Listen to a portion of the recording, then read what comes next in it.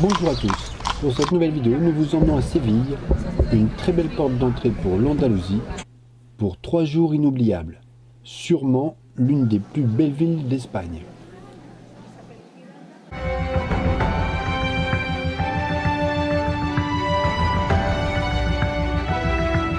À votre arrivée à l'aéroport de Séville, le bon plan est de prendre le bus direct ligne aéroport, qui vous emmènera pour 4 € au centre-ville à peu près en une demi-heure, après quelques arrêts devant les principaux hôtels. Le billet est vendu sur le quai par un contrôleur en attendant le bus qui passe environ toutes les 20 minutes. À Séville, le petit tour en calèche est indispensable. Ça fait touriste, mais si vous venez tôt le matin, vers 9 ou 10 heures, vous circulerez dans la ville plus agréablement. Le tour dure à peu près 3/4 d'heure, 1 heure. Le tarif est fixé normalement, il est indiqué à proximité de la place d'Espagne. Petite astuce, évitez la très haute saison, la semaine sainte et les férias. S'il n'y a personne, vous pouvez toujours essayer de négocier.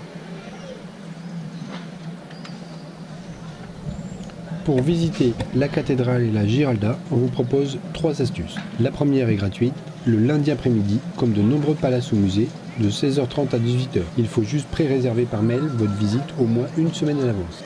Deuxième solution, acheter un ticket de réservation au kiosque, par exemple au bord du Guadalquivir.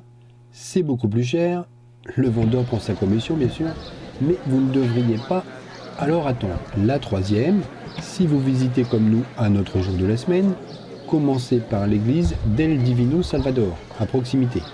En prenant un billet combiné, cela vous évitera une file d'attente parfois très longue. L'entrée se fera alors par un autre endroit, comme avec les billets achetés en kiosque. Sachez aussi que pour les principaux monuments de Séville, les retraités auront des billets à très petit prix.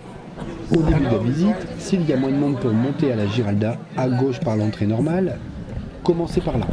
Il y a 36 paliers. Cela se fait assez aisément car elles sont sous forme de pente entre les paliers. Vous pourrez faire alors de belles photos au niveau des niches de repos qui se trouvent entre les numéros 27 et 30.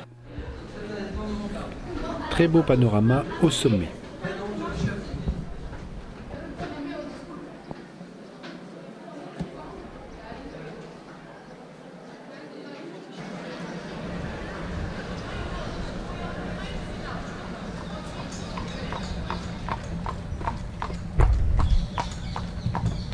Le parc Maria Luisa est un grand jardin attenant à la place d'Espagne, avec de nombreux oiseaux et perruches en liberté.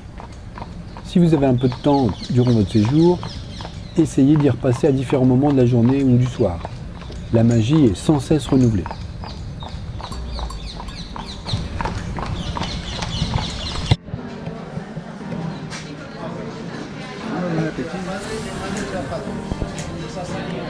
Bonne ambiance.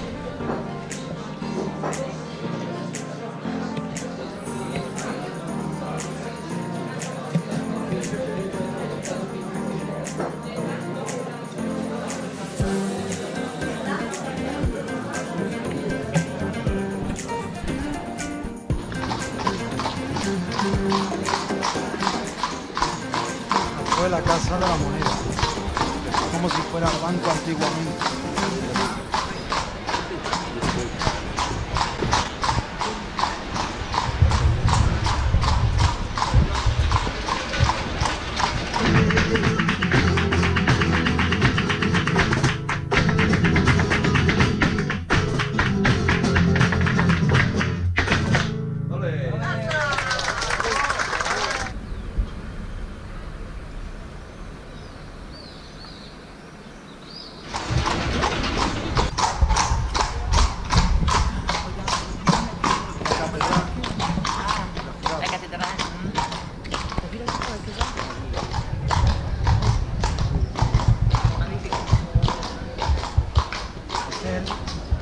Este edificio es el edificio de archivos de India. Aquí están los documentos de Cristóbal Colón, los más importantes cuando descubrió América.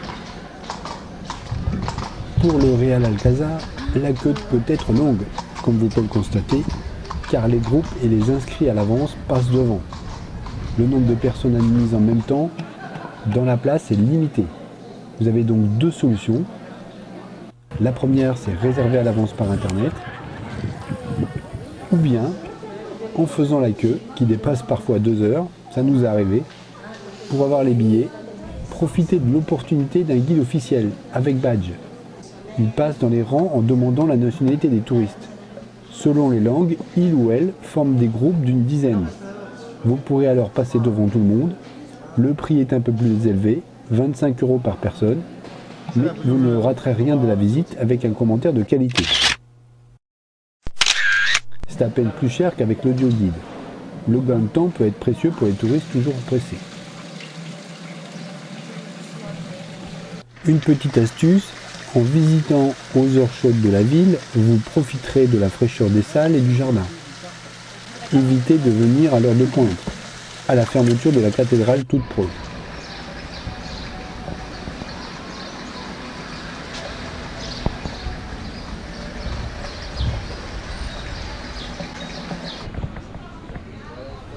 Des glaces super et pas chères, sans conservateur, faites sur place et avec des saveurs andalouses.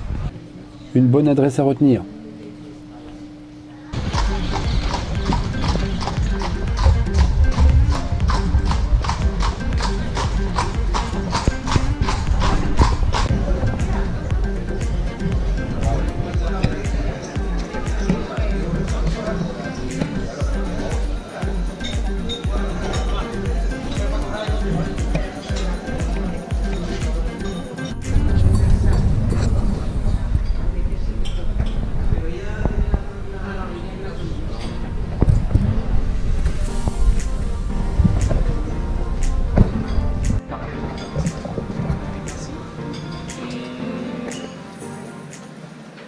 Le quartier d'El Arenal est une belle balade à faire sur les bords du Guadalquivir, à partir de Torre del Oro.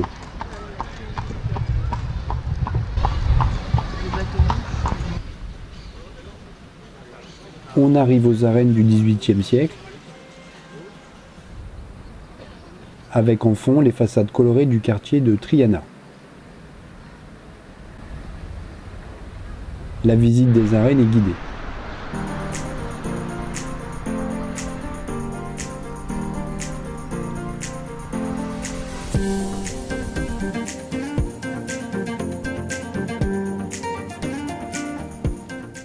Voici un superbe palais du XVe et XVIe siècle.